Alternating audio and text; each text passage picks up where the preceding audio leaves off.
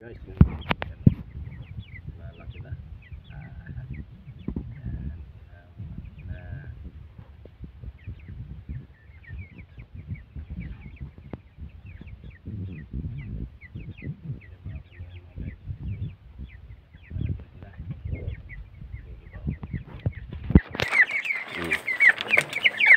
Pag kasi lumaki din guys, hindi magkakasya sila dyan. Kaya binaba ko na yung iba.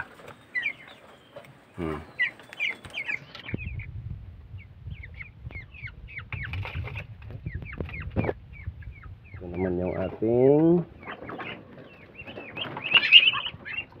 daki. Ayan. Nalaki na rin nila mga guys. Yung inahin.